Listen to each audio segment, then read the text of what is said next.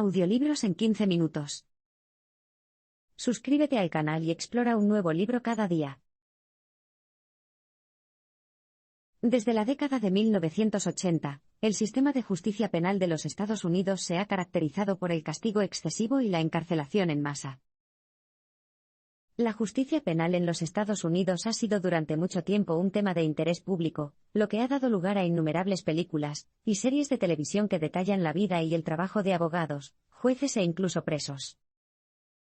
Pero si retiras la brillante fachada de Hollywood, hay una cruda realidad sin nada entretenido en ello. ¿Por qué es eso?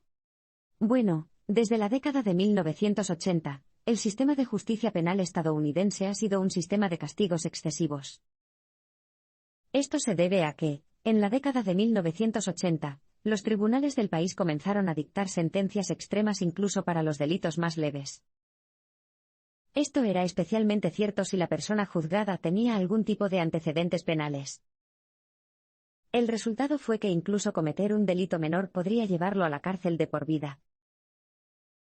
Así que, si bien en los primeros años de la década, 41.000 personas en Estados Unidos fueron encarceladas en un momento dado por delitos relacionados con las drogas, hoy en día esa cifra se sitúa en 500.000. Este hecho es especialmente impactante desde que el consumo de drogas se disparó en la década de 1980.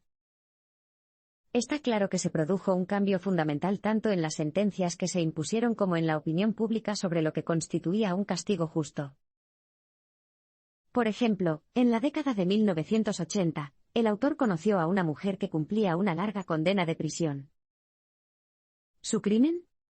Emitiendo 5 cheques sin fondos, cada uno por menos de $150, para comprar regalos de Navidad para sus hijos. Sin embargo, los castigos extremos generaron otro extremo, la encarcelación en masa. Es muy simple, cuanta más gente se encarcela por delitos menores, más abarrotadas se vuelven las prisiones.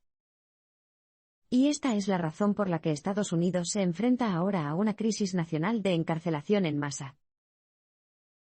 Por ejemplo, la población carcelaria de Estados Unidos ha pasado de 300.000 a principios de la década de 1970 a 2,3 millones de personas en la actualidad. Eso sin contar los 6 millones adicionales que se encuentran actualmente en libertad condicional o condicional. Estadísticamente hablando, eso significa que una de cada 15 personas nacidas en 2001 estará en prisión en algún momento de su vida. Entonces, ¿de dónde vienen todos estos nuevos delincuentes?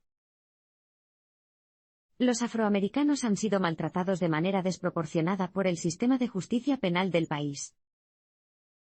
La encarcelación en masa y los castigos excesivos ya constituyen una realidad aterradora, pero se agrava cuando se observa quién es el objetivo. Esto se debe a que los afroamericanos, en particular, han sido víctimas del defectuoso sistema de justicia penal. ¿Cómo? Los prejuicios raciales, que están profundamente arraigados en el tejido de la sociedad estadounidense, significan que los afroamericanos son tratados con una sospecha constante.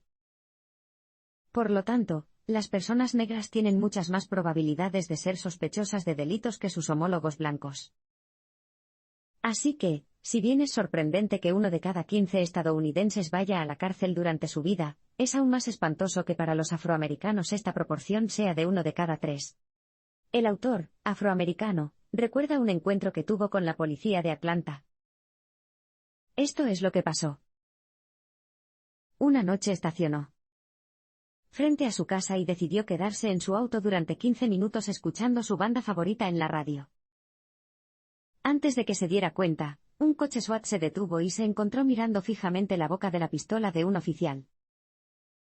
La policía registró ilegalmente su automóvil, y le dijo que debía estar agradecido por haber sido puesto en libertad.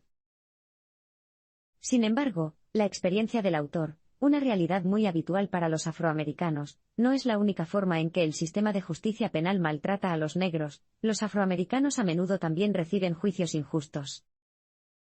Así pues, si bien el autor no había hecho nada malo, y no debería haber tenido motivos para asustarse, había muchas otras personas en su misma situación que habían sufrido graves consecuencias. Pero, ¿por qué se condenaría a los afroamericanos por delitos que no cometieron? Porque el sistema de justicia penal estadounidense dificultaba que los negros demostraran su inocencia. Por ejemplo, si bien una sentencia del Tribunal Supremo de la década de 1880 declaró inconstitucional excluir a los miembros del jurado por motivos de raza, los jurados permanecieron todos o casi en su totalidad blancos hasta bien entrada la década de 1980, un siglo después.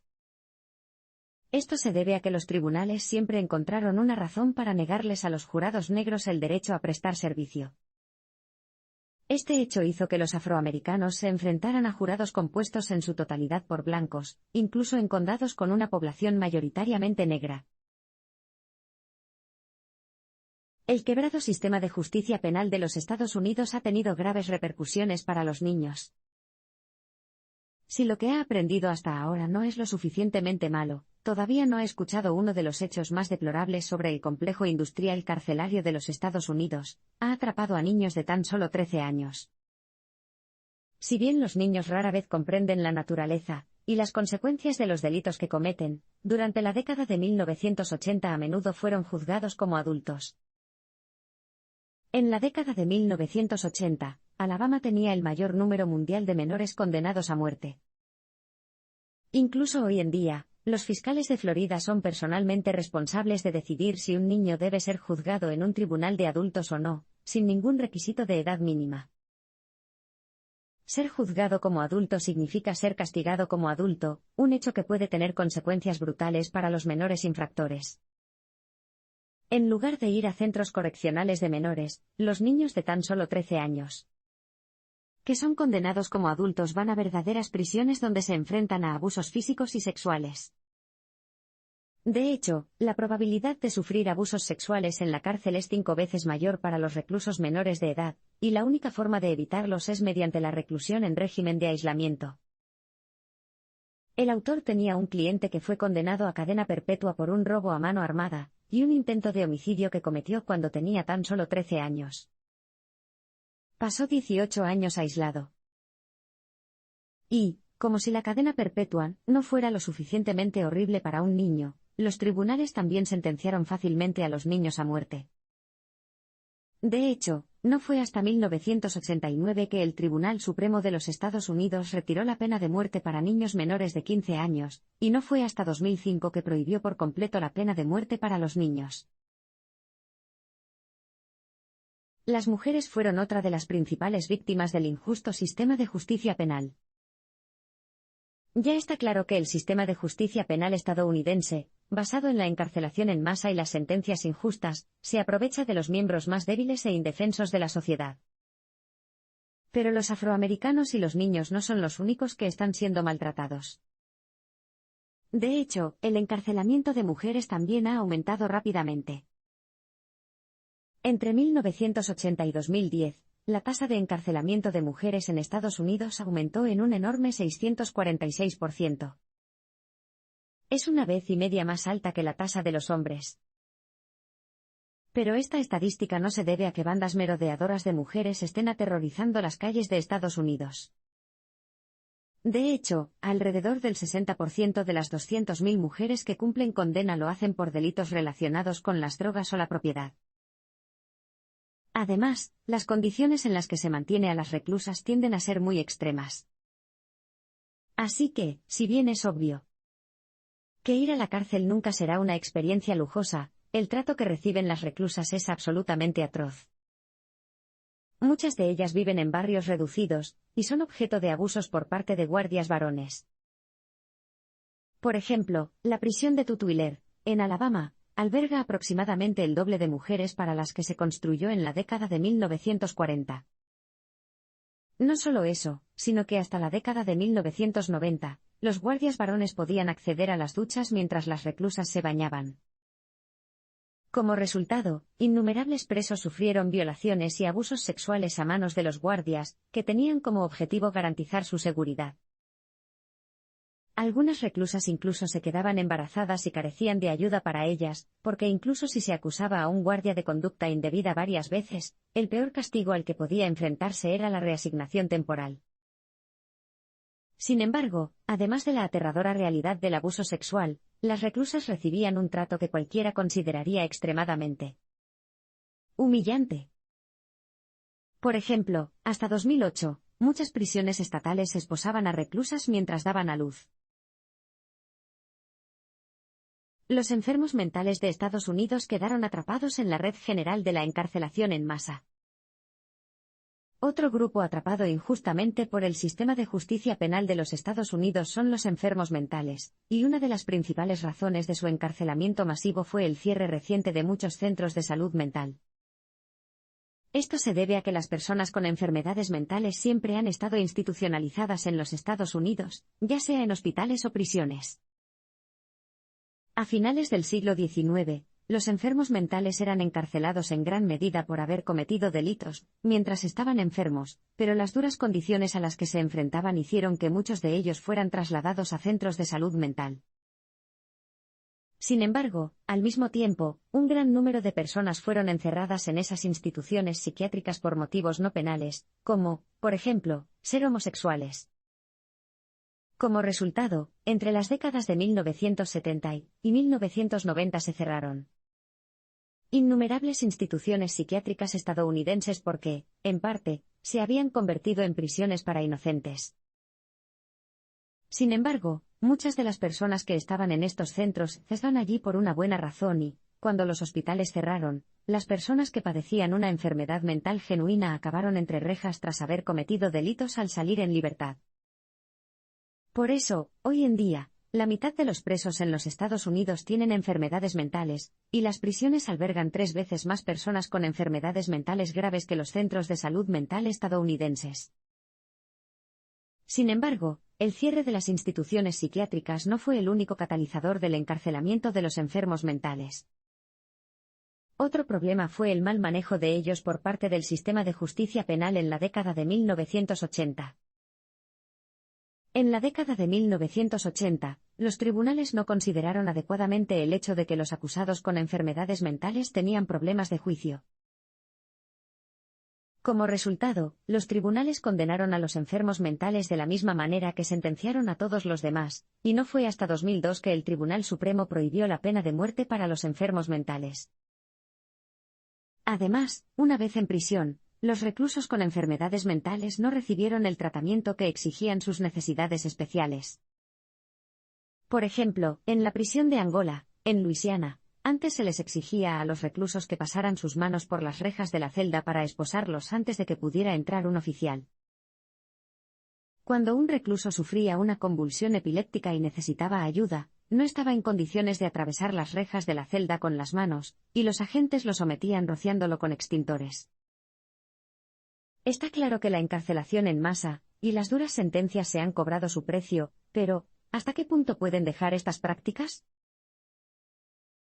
Las consecuencias de la encarcelación en masa van más allá del recluso individual y, a menudo, afectan a toda su comunidad.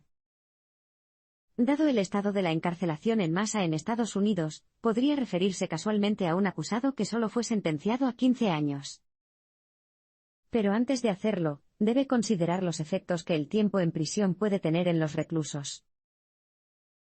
Esto se debe a que el simple hecho de estar en prisión puede ser una experiencia traumática que cambia a una persona de por vida. Por lo tanto, si bien 10 años tras las rejas pueden parecer razonables para algunos delitos, es probable que la experiencia sea muy perjudicial para la persona condenada. Tomemos como ejemplo a Joe Sullivan, quien fue condenado a cadena perpetua sin libertad condicional por un delito no homicida cometido cuando tenía tan solo 12 años. En prisión, Joe sufrió abusos sexuales que lo llevaron a intentar suicidarse varias veces. Con el tiempo, desarrolló esclerosis múltiple, lo que lo confinó a una silla de ruedas. De hecho, muchos reclusos sufren un trato tan brutal que a menudo no pueden entender cómo ellos mismos cometieron actos de violencia una vez. Sin embargo, los presos no son los únicos que sufren la encarcelación en masa, sino que la práctica también tiene un efecto catastrófico y, a veces, oculto en sus familias y comunidades. Esto se debe a que cuando alguien es acusado de un delito, afecta a toda su familia. Por ejemplo, a Walter Millian lo condenaron a muerte por un asesinato que no cometió.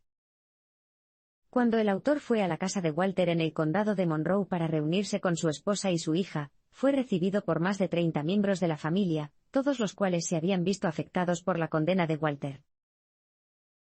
No solo eso, sino que las sentencias severas también afectan drásticamente a las comunidades, especialmente cuando el acusado proviene de un vecindario pequeño y denso, lo que suele ser cierto para los afroamericanos que viven en áreas rurales. Mientras defendía a Walter, innumerables personas contactaron con el autor y le ofrecieron ayuda y aliento. Van desde los antiguos socios comerciales de Walter hasta sus amigos más cercanos. En resumen, todos los miembros de la comunidad se interesaron por el caso. Bien, en este momento es probable que te sorprenda la barbarie del sistema de justicia penal en la década de 1980, pero sigue leyendo verás algunos cambios positivos que se han producido. A principios de la década de 2000 se introdujeron reformas en el sistema de justicia penal estadounidense. Puede parecer que no hay esperanza para Estados Unidos y su fallido sistema de justicia penal, pero la verdad es que se han realizado algunos cambios significativos. De hecho, a principios de la década de 2000, los casos de castigos severos, como la pena de muerte y la cadena perpetua, comenzaron a disminuir. Entre 1999 y 2010, el número de ejecuciones llevadas a cabo anualmente disminuyó casi un 50%. Es más, estados como Nueva York y Maryland eliminaron por completo la pena de muerte. Sin embargo, la lista de reformas continúa. En 2010, el Tribunal Supremo prohibió la cadena perpetua sin libertad condicional para los niños condenados por delitos distintos del homicidio y, en 2012, el mismo tribunal eliminó la cadena perpetua para los niños sin libertad condicional, incluso por asesinato. Al hacerlo, acabaron con la posibilidad de que un niño fuera condenado a morir. Tras las rejas. ¿El efecto? La disminución de las penas severas también ha provocado una caída en las tasas generales de encarcelamiento. De hecho, en 2012, el número de personas encarceladas en Estados Unidos se redujo por primera vez en 40 años. Sin embargo, la situación sigue siendo sombría y el sistema tendrá que mostrar aún más piedad. Esto se debe a que, a pesar de la disminución de los castigos severos, el sistema de justicia penal de los Estados Unidos sigue siendo innegablemente injusto para ciertas poblaciones. Muchas personas no tienen el dinero para obtener el asesoramiento legal necesario para un juicio justo. Como resultado, son víctimas de un sistema altamente perjudicial.